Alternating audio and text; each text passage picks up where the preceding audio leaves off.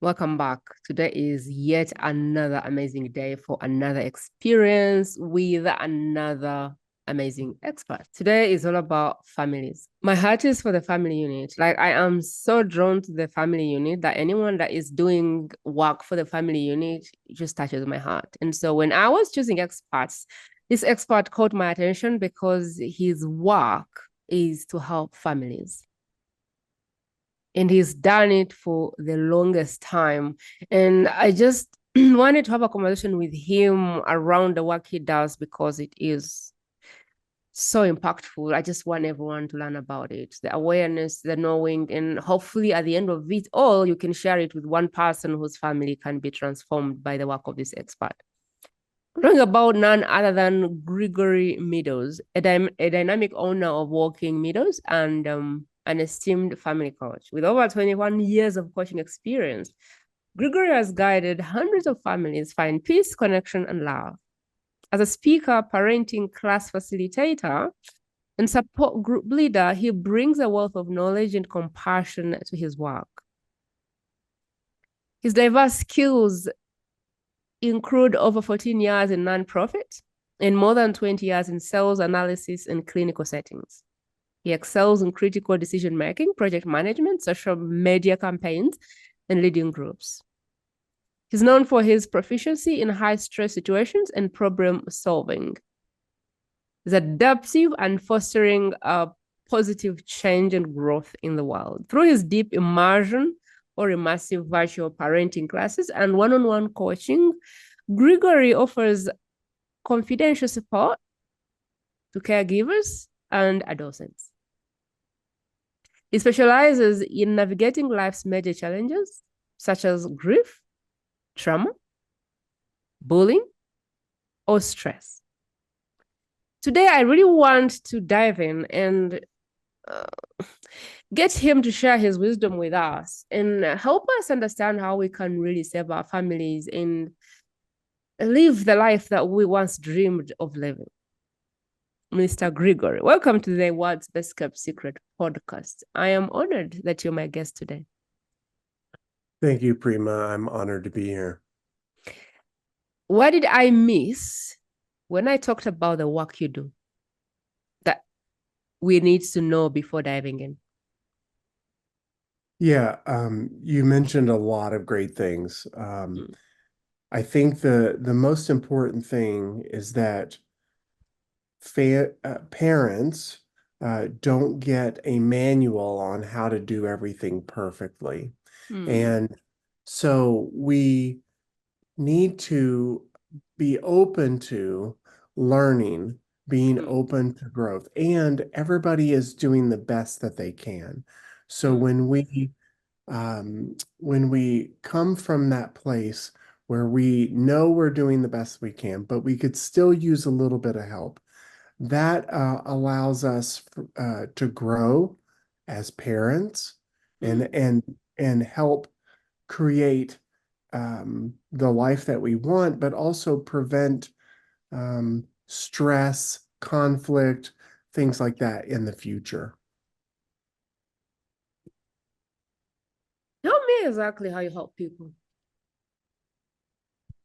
So when I talk with people, I can help sort of decode all the different layers to what's going on.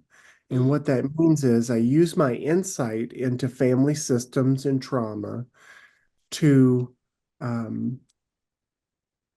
share with families what's going really well, because some families may not know, like, oh, this is going really well, or they may not see it as a strength. But then I also can help say, here's some problem points that you may not see on top of what you already see. And then we can start to make a plan of how to get from where they are now to where they want to be. I like it. So paint for me a picture. Where is the person that is coming to you for help today? Like, what is their current place? Where are they right now? What's the pain? What's the place they are sitting? Because there's someone listening going, I wonder if he can help me. And so I want you to paint a picture for us, like who is the person and what is their worry before they start to work with you? So the parent is either a single parent or a partnered parent who um, might be experiencing some frustration. Mm, They're not sure uh, why they keep running into the same problems, mm, and they may not be able to see what to do next, or they may at least be able to see, hey, if I don't get this under control, mm, this is going to spiral into something that could be way bigger of a problem. Does that make sense? mm. It does. I would still wonder if it's more like we're having conflict in the family. We are having a lot of. I would wonder what specific scenarios you can share so that people get to know, yes, that's what we are facing, and we're definitely looking for help. Yeah, yeah. So oftentimes, parents are overwhelmed, they're frustrated, they're working a lot, or maybe they're starting a business, Mm, and um, they are um, realizing that they themselves as a parent are not acting or reacting the way they want to be, right? mm, So mm, maybe they are being short, maybe yelling, maybe um,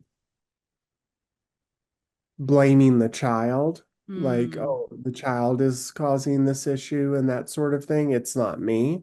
mm, Uh, but also, some behaviors or things that can come up in the family is um, lots of conflict around school or around chores, where they can't seem to get their child to do what they need to do and things like that. So there's like conflict, communication issues, stress.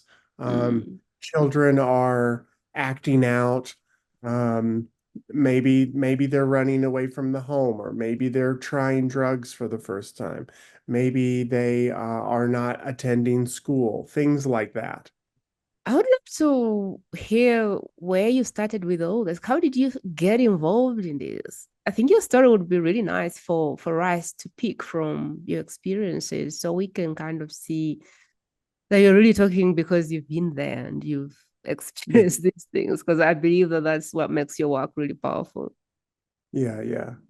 So I grew up in a pretty tumultuous, conflict-driven childhood. Mm, My own family did a lot of emotional and verbal abuse, yelling, screaming. Nothing was ever right, and grew up um, just lots of emasculation and disrespect and just challenges, being the oldest child.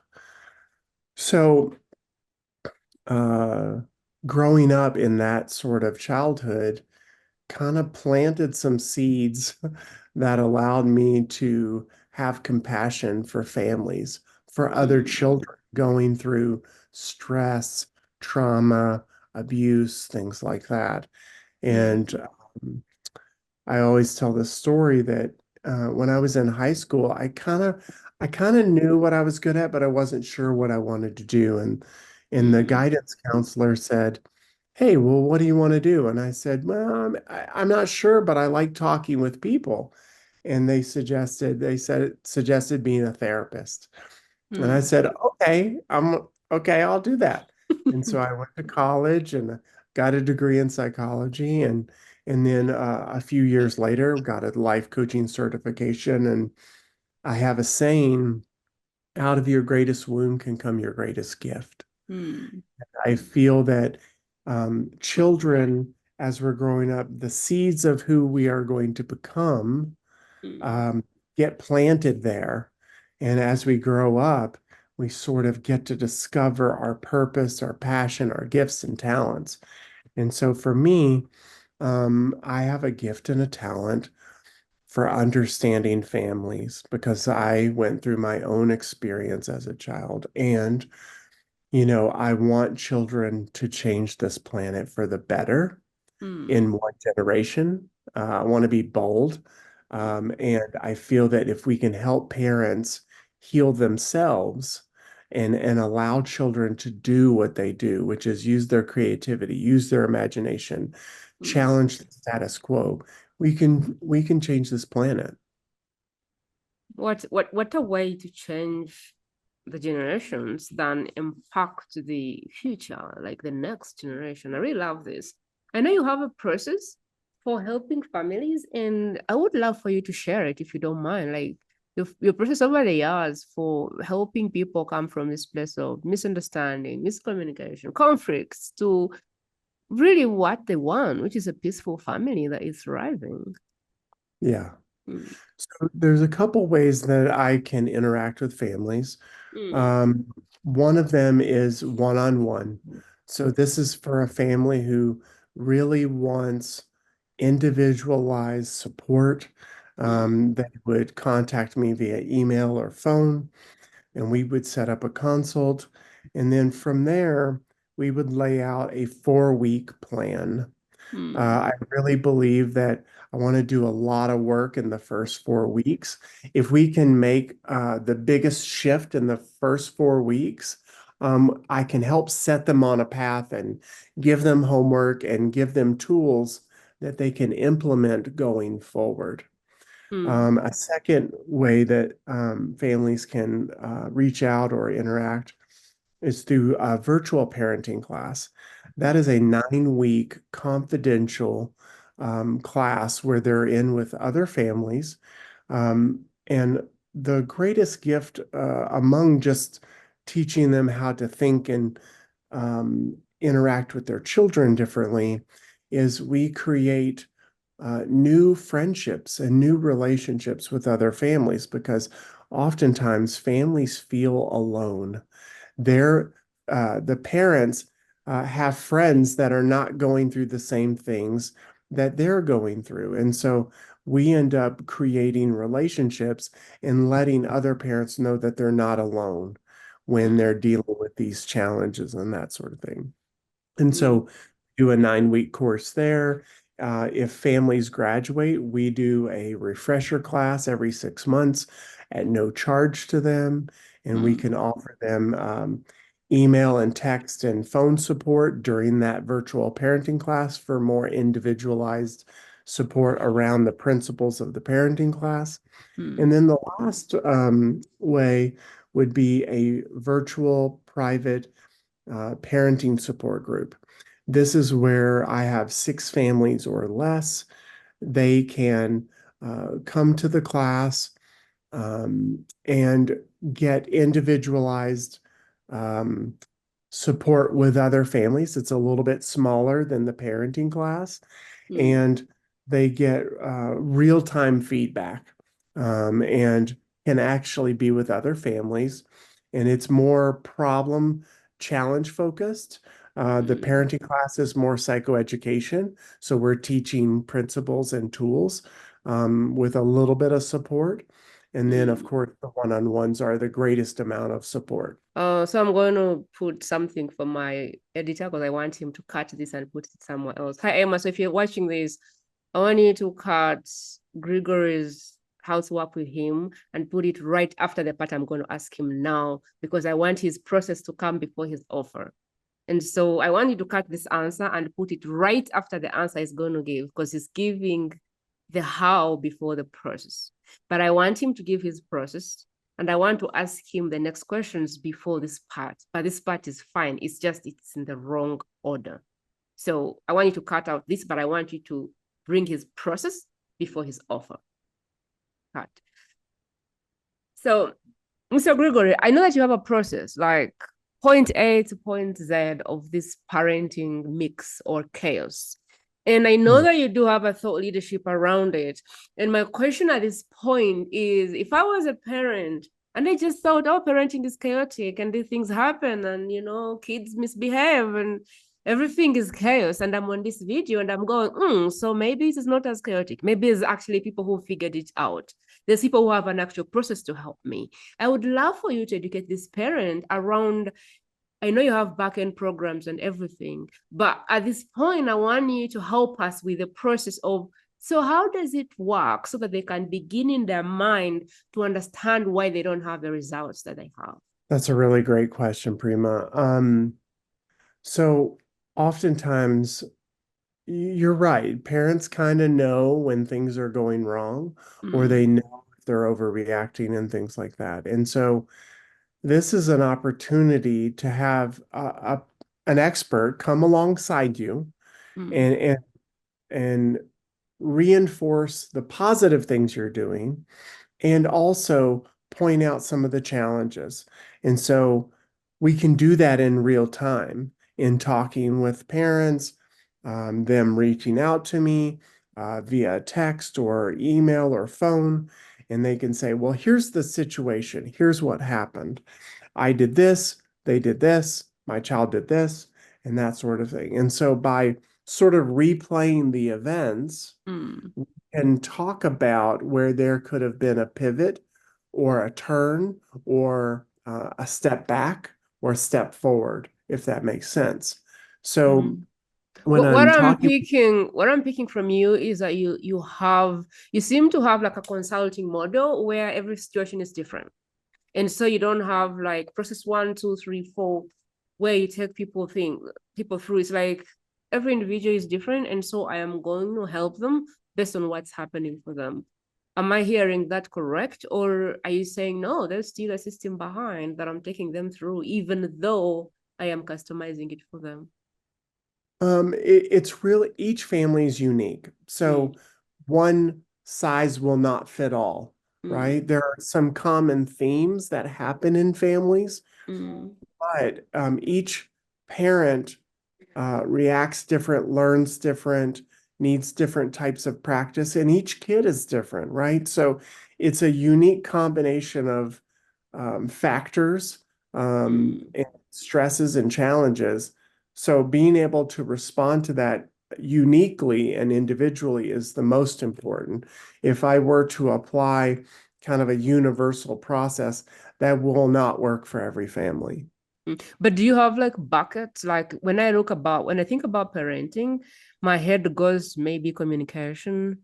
My head goes to, I don't know. Like I can imagine different situations in my family that probably, I don't know, maybe planning, maybe goals, maybe um I don't know if it makes sense, but how can you bracket the areas of the family unit that Yeah. always bring chaos if not attended to? If because we need to know where to look. Is it the marriage that might be affecting the family, or is it the relationship with kids, or is it just the teenage, the adolescent age, or is it the parents of my parents? Like, are there like brackets to kind of drop in and kind of say, oh, we need to look at that and that and that and that. I don't know if I'm Yeah. asking the right question. Yeah. Yes. Yes. So there are a couple different angles which Mm, to look from. mm, So one is the individual child. What's mm, going on in their life? How are they doing in school? What kind mm, of friends do they have, right? Then there's the parent or parents, right? mm, So how do they feel as a parent? Are they feeling like they're able to spend quality time with their children?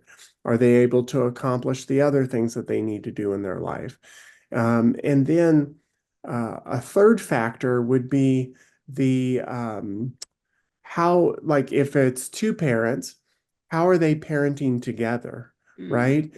Are they on the same page? Do they communicate? Do they have the same values around um, rules and boundaries and consequences and all those sorts of things? So, and then there would be sort of a fourth potential factor, which is religious, spiritual community, mm. grandparents, how does that impact the family system?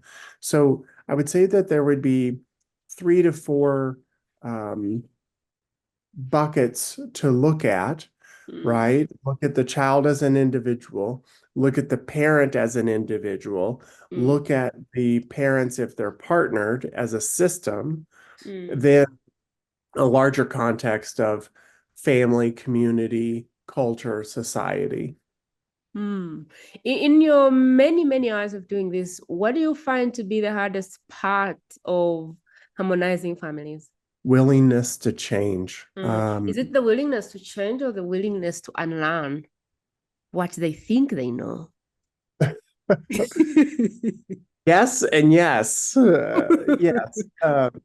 You know, if a family was if everything was going right in a family, Mm, then there would be harmony. There would be mm, balance. There would be love. There would be communication, that sort of thing. And because something is not going great, doesn't mean that parents are bad, that children are bad. Most of the time, it's behaviors, and behaviors can be learned and unlearned, right? mm, So we can unlearn problematic behaviors and learn new behaviors to replace them, mm, right? And so, you know, it can be tough to change. It can be tough to change the story that we develop in our minds about our children. You mm, know, it can be tough for children to change, but they have less practice being on the planet. So it's mm, up to us as parents to do that work and bridge the gap and model it for the children because they're going to grow up and have relationships and have children, hopefully, and those sorts of things, right? And so if we don't model that and mm. prepare them for the world, they will go into the world and it can be a bumpy place for kids who are not prepared. I love it. As you talk through how you help people, I got a sense that you have virtual and you have in-person work, or is it, did I pick the wrong signal there? I got a sense that you actually work with people desk to desk, like you come and see me physically and I help. But I also got a sense that you do virtual work. Could you give me clarity around how you actually help people? Is it in person? Is it both in person and virtual? Or Yeah, it can be in person. I live in Denver, Colorado, in the United States. hmm, I am willing to travel, but a lot of the work can be virtual as well, depending on a family, if they're traveling, um, if they're long distance, and things like that. So I'm open to both, hmm, based on the family's needs. I love it. 21 years of doing this and still breathing the work. I would guess that your heart is for the children, though. Who is your heart for? Is it the children? Is it the parents? I get the feeling Well, that your heart is for the children.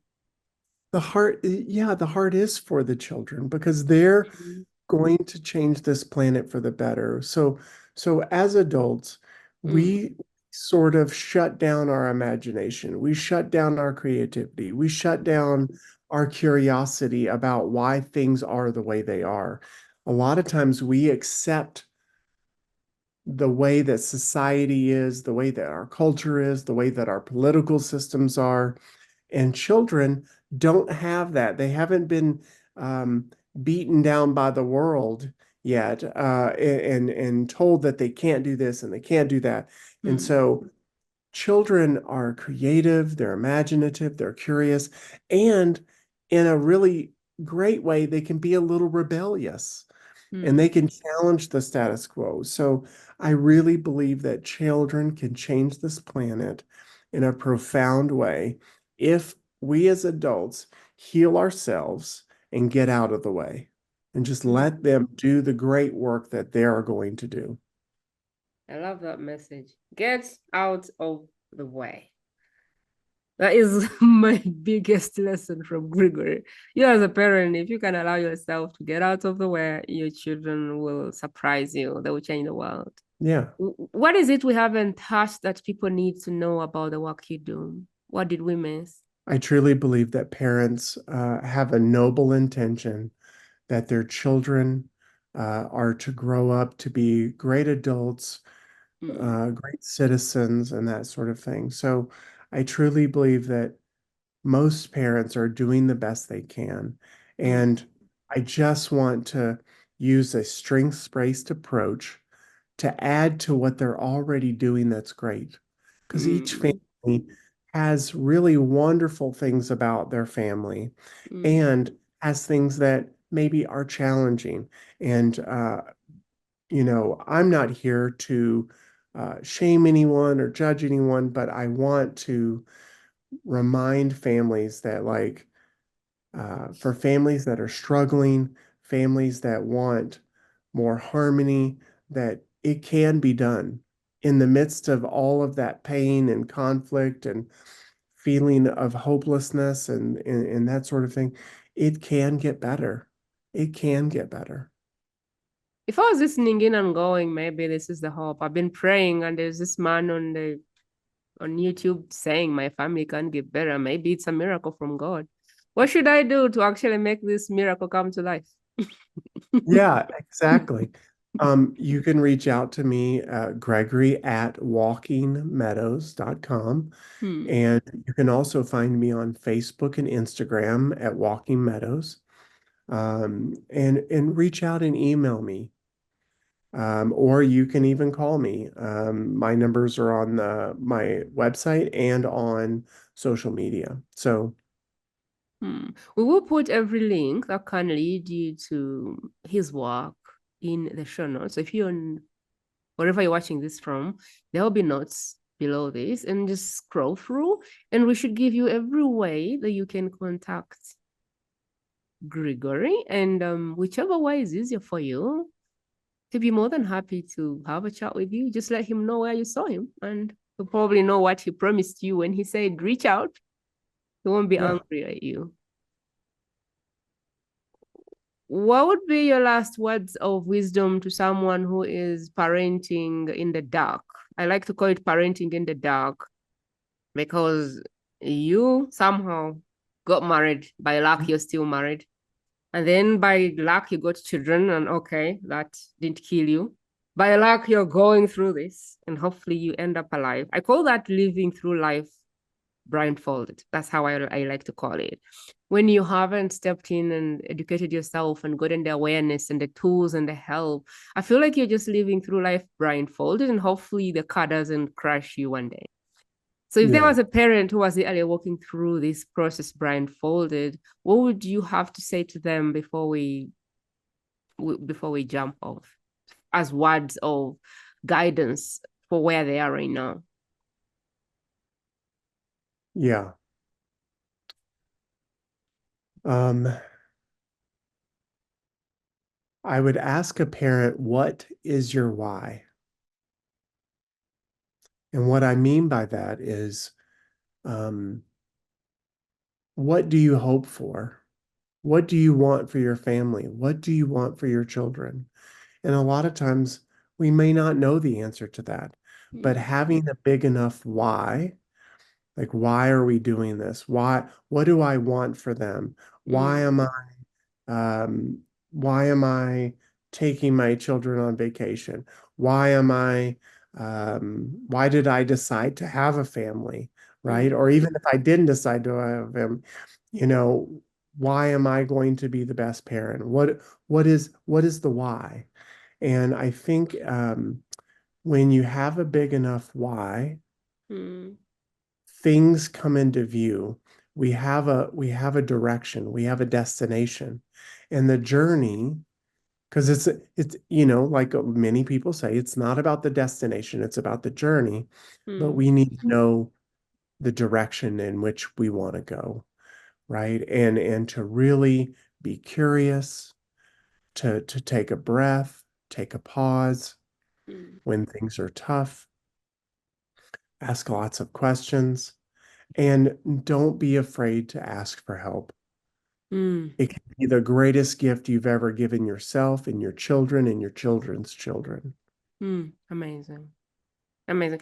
I think my last words for this one will be a lot of things can happen to you. You may have been going through life, really blindfolded, everything happened to you, but parenting does not have to. I believe that the world has come to a place where walking blindfolded may get you in trouble. In the past, you probably would.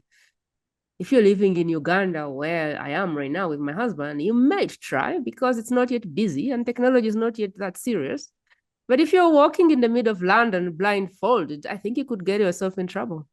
And so I strongly believe that now more than ever, we don't have as much laxity to just go through life blindfolded. I think it is becoming more and more required to be aware and to get the tools and to supplement whatever we know. For someone that is walking through this the way your great grandfather did it, I really want to commend you for doing a good job, because the world, I feel, has just gotten harder and harder, and we need help. And it doesn't make you less of a human being or less of a courageous person or less of a man or woman to step up and say, I need help. It doesn't make you a bad parent to say, I need help. And so if you have any belief that says you become less of anything by asking for help, I think that is the thing that I want to wash away. There's so many things you can do to support the work that we do. But one of the things, the biggest things that you can do is to share this episode with a family that you believe could need some help, could use some help, could find this helpful. If each family that watched this was to share this with another family, this message could move for as long as marketing exists, and we would still be relevant. It would still move. And that is something you and I can do. You share this message with one parent that you believe could use some tools today to bring peace and joy to their family. I believe there's no marketing that can beat our will to share this message. And so if you're listening to this, that's my ask. If you have benefited from this message, that's my ask. Please share this message with one person, because this community is being built one person at a time. I appreciate your time with us today, and have a beautiful day. That is it, my friend. To listen to more exclusive interviews like this one, simply go to the World's Best Kept Secret podcast.com and select interviews based on preferred topic.